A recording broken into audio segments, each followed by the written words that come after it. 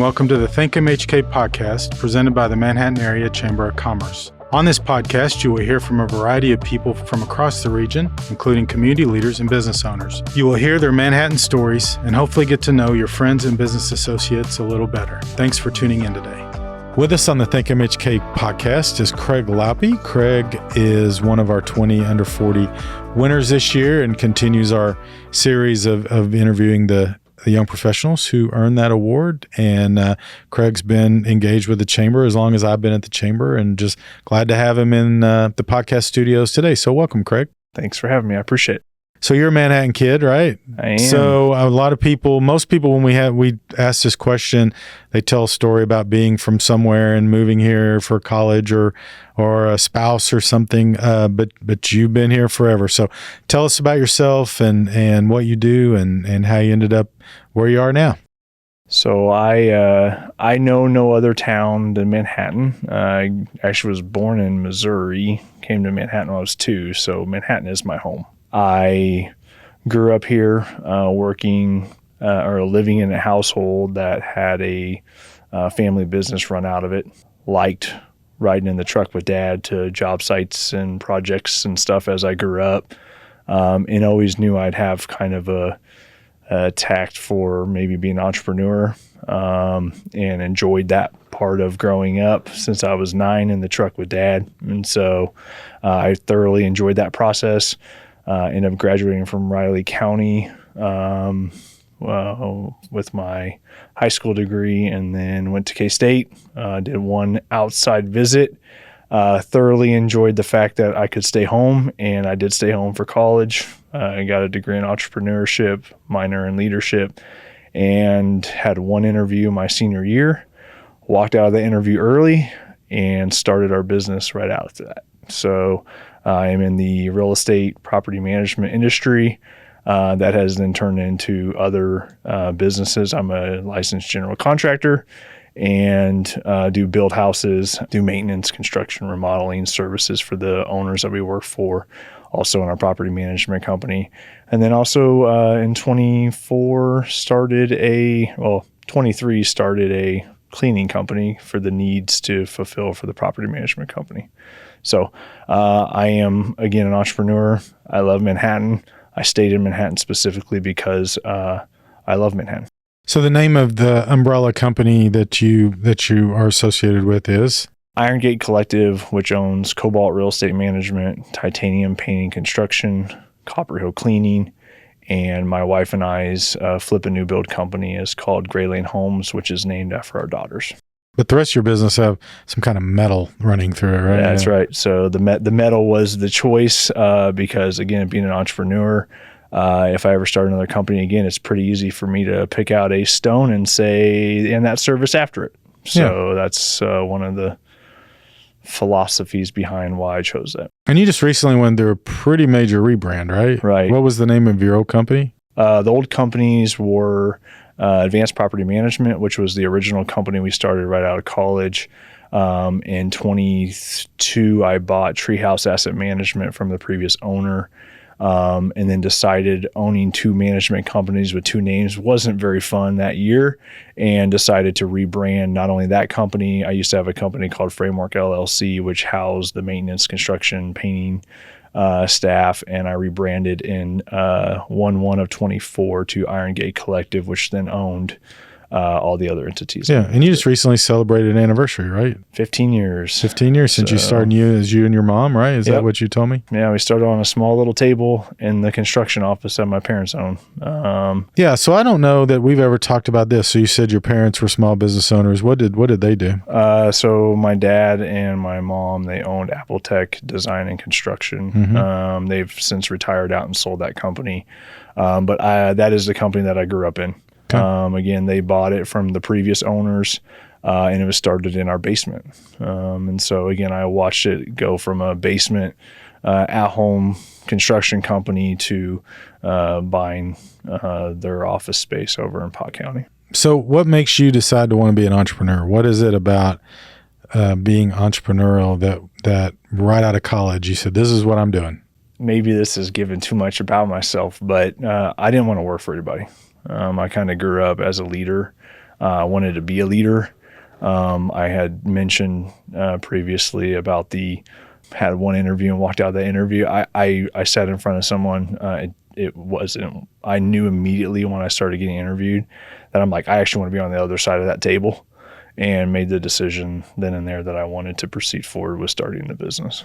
And so give me the challenges, right? It's not, I mean, you now have 4 or 5 businesses, but it can't have been that easy, right? What were the challenges through that process? Well, I mean, part of it is the grind at the beginning of those businesses. The challenge yourself of saying, I can do this when other people may not think you can. That's a big part of that. 2 is, my mission was on a path of work 24 hours a day with very minimal sleep. I worked 3 other jobs to start our business because I needed the money from those jobs to help sustain myself, while I then couldn't take the money that was generated out of that company, reinvest in that company, and then eventually let it grow to where then it could be my full-time revenue source for myself as well. And so the challenges at the beginning were, 1, I was 21 years old when I started the company. So proving people that a 21-year-old could take care of their residential asset, which was a challenge. But 2, I just had an internal, I'm intrinsically motivated. Mm-hmm. So it was this consistent internal drive to push through those challenges. And it ultimately worked out for me. And so the property management side, just for clarity, it was primarily residential. And would it be mostly people who maybe lived outside of Manhattan and owned homes here and leased them to students or military or whatever? Right. So when we first started the company, that was the downturn of our residential building community, and the sales market was struggling. And so we had a built-in, with my parents' previous relationships with Cobalt Banker, it did assist us with having built-in referrals from realtors. So we actually started into the company really what I call forced landlords, where their houses were not selling. They needed to rent them to, obviously, so they wouldn't go in foreclosure, or they could pay their payments. Right. And then also that's a positive thing that occurred at the same time was houses weren't selling, but Fort Riley increased to 15,000+ soldiers on Fort Riley. And so there was a needs for housing, a significant need. And so we'd put a for rent sign in the yard, and an hour later have 3 or 4 people wanting it. And so that was a positive thing of our company at that time. If we could get someone to trust us to manage their property for them, we could get it rented quickly. However, most of those properties now don't sit in our portfolio because, again, a lot of them were what I call forced landlords. They didn't really want to be landlords, but we were able to lease their properties to where they could gain enough equity in their properties and then eventually sell them. Yeah, so that's an interesting conversation. So how have you seen the rental market change in Manhattan since you started 15 years ago? It's like a snake, in my opinion. It goes up and down. And so we've had very strong, 2015, 16, 17, and 18 were pretty rough on the rental market. You didn't see a lot of appreciation for rentals. But come 19, it started going back up. The east side and the west side of Manhattan have always stayed relatively strong. Central Manhattan, in the what I would call KSU corridor of town, where a lot of faculty and or students tend to lease properties, that has flatlined, and it's been flatlined since about 2015. And that's primarily associated with decrease in students? It is. The decrease in students made a big dent in that circumstance. There were more housing for that demographic of need compared to actually what was out there. And so there was more houses or more units than actual demand. That has since fixed itself a little bit. You see the appreciation of rent prices east and west side has pushed some people to then go live in the central part of Manhattan. So the occupancy rates have gone back up. Like last year, we were at 99.2% occupancy, which I take pride in. However, I think the market helped us get there as well. So back on what you're here for, which is talking about winning the 20 under 40 award, and your reason for being in Manhattan. So you've had a chance to go wherever you wanted to go. Why is it that you chose to stay in Manhattan? I chose to stay in Manhattan because I believe in this community and what we have to offer to my families here. Three of my wife's families here. She's from here. She was born and raised here as well. And so Manhattan is what we would call home for us. Again, I didn't have a strong desire to leave Manhattan. Other people do. My wife didn't have a strong desire to leave Manhattan, and so for our family, that was a draw to stay, and a desire to stay. And then too, again, I grew up in the real estate industry since 9. I felt like I understood different facets of it. And again, at 21, when I started the business, I felt like it was an opportunity that I could exploit what I had learned as a kid, and build off that. I wanted to start a family here as well, and we felt like the school systems and stuff like that were strong. And that was really important for my wife and I. And so, yeah, we do have kids now. And How many kids do you have? 2 daughters? I have 2 daughters now. Where do they go to school? They go to Mount Arnold. Okay, so they're in Manhattan They're schools. in USD 383. Yeah. Okay. And they, again, are enjoying going to school, which is fun for me as a parent. I don't have to say get out of bed every day. They just get up and go, which is great. But it's the outcome 15 years later has proven that, when we made these decisions in our early, 20s, that we are still very positive towards Manhattan and don't plan to leave. So other than the fact that it's your home, why do you think it's a special place? We have a lot of positive people in our community. The nucleus of Manhattan has made it to where this still feels like a very positive place to be, to live, to grow, to run our business. There's good support from that perspective as well. And again, it's something that I'm comfortable with. It hasn't challenged me to go outside of our community. I do business in Topeka, Council Grove, Walmingo, other places. But to say Manhattan's my home, I take pride in. So part of the process for being named Young Professional is we notify you that you've been nominated, and you fill out an application, and then we notify you that you won.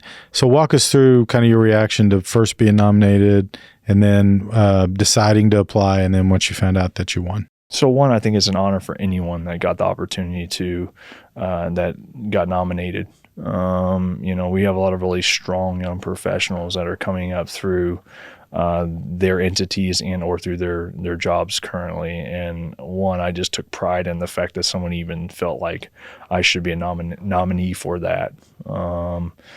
I immediately applied. I cleared my schedule and applied because, again, I felt like it was an honor that I needed to respect the time to get it turned back in quickly. And so I did apply and turn it back in, the application process there. The next step was just the waiting game. And then after being selected, it's one of those things where I run around my head cut off all day with these businesses. And when you get an email like that, you pause and go, that's pretty special. And I felt like I've worked really hard for 15 years to get to this point. And it was nice to have a little bit of being nominated was one part, but actually being selected was a whole nother ball game for me because, again, I'm intrinsically motivated. I don't need people to say, go get them, boy. However, it was something that I felt like I've worked hard for and I felt like I did earn. Yeah, no, certainly. And one thing that we didn't mention at the top is you've been engaged with the chamber as long as I've been here, and you're still relatively young, and you've already served 2 terms on the board and recently finished 2 years as the chair of our Small Business Council. Why is being involved in the chamber important? And then maybe why is being involved in other activities outside of your work important to you?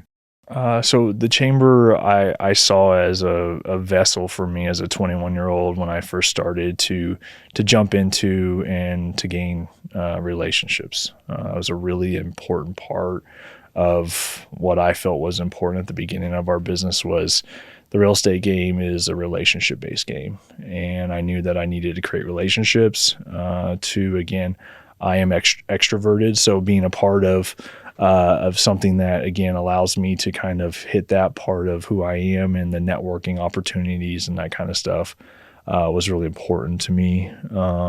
It is filtered now into I've had a life change. I have a spouse and children. And, when the board opportunity came in, I didn't get to go to as many networking opportunities. However, I did get to serve on the board.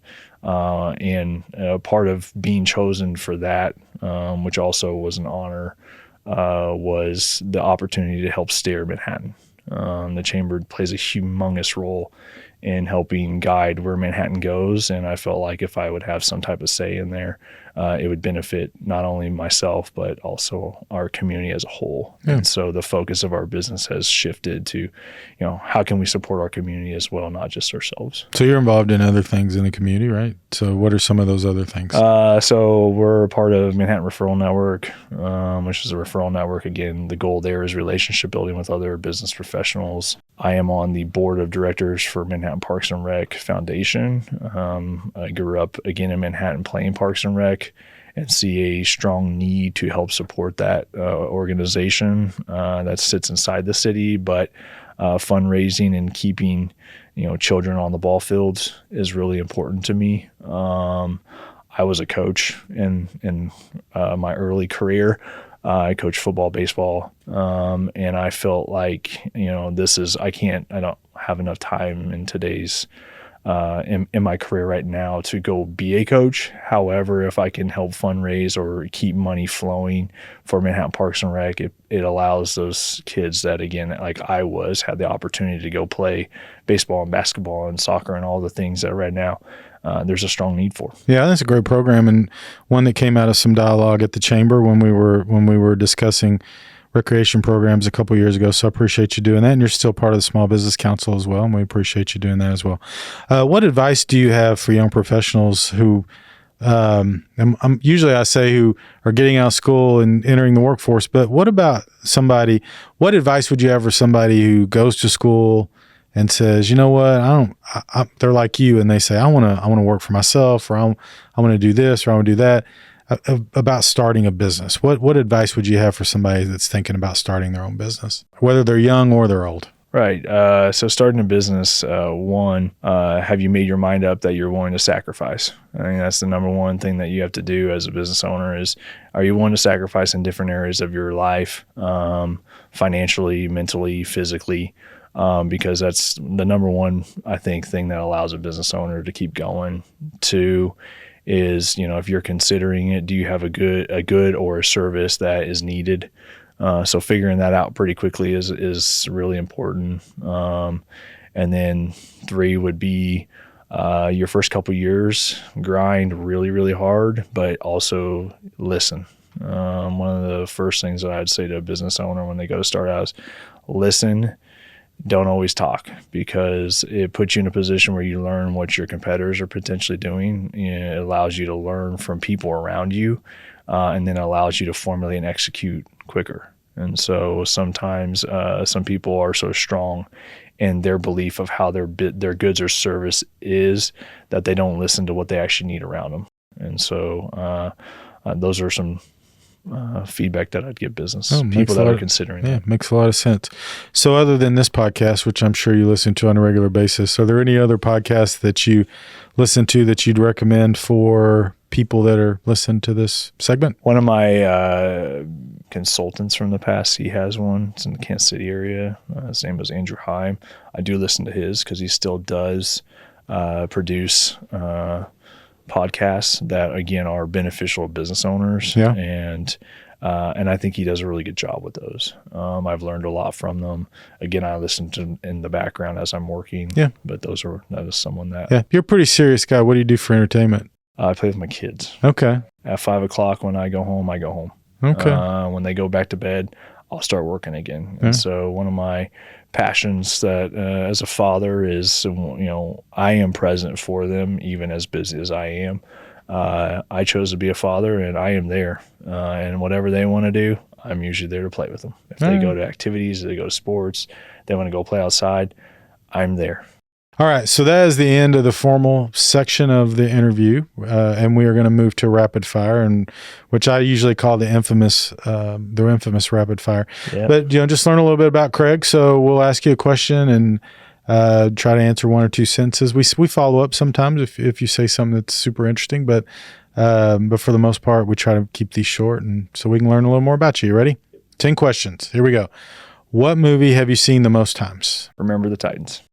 Describe your perfect day. Wake up, drink coffee, go to work, come home, play with my kids, relax, go to bed. I think the three of us sitting around here probably could have predicted that based on what we heard so far. Okay. What do you want people to remember about you? The passion to create a positive impact on Manhattan. Okay. That's a great way to be remembered. If you could go back in time for a day, what day would you go to? The day my children were born. That's another good answer. All right. I think we may know this based on what you said earlier, but what job did you want as a kid? I want to be a coach. Oh, no, we didn't know that. I would have said you want to be an entrepreneur and own your own business. So what kind of coach? Football. Okay. Did you play football in high school? I did. At Riley County? I did. So what was your first job? Ditch digger from my dad's construction company. Oh, that's and I did own a lawn care mowing business for all the neighborhood people. Yeah. So you can honestly be one of those people who say that you've dug ditches. I literally have. Yeah. You know, and the positive thing about that is my dad let me be a part of every crew that he ever had from different phasing of it. And that's where I learned a tremendous amount about that industry. Who inspires you the most and why? My wife. My wife wears a lot of hats and she wakes up every day and she grinds 24/7. Mm-hmm. And I take a lot of pride in what she does on a daily basis. She helps you run your business, right? She does. Yeah. Where is the coolest place you've traveled? The Bahamas. Okay. What particularly did you like about the Bahamas? It was for my honeymoon, and I love the fact that one, I didn't have my phone, and two, it was just the water there was absolutely unbelievable. The beach it's always great. All right. What is one thing that instantly makes your day better? My kids, seeing the smile on their face when I walk in the door. And last question, what advice would you give the 19-year-old Craig Lauppe? Keep grinding. You made some decent decisions so far in your life, but you got a long ways to go. All right. It's good advice. Craig, thanks for joining us and appreciate you taking time to visit us on the podcast today. And then congratulations on your 20 under 40. And thanks for everything you do for the Chamber. Thank you. Appreciate it.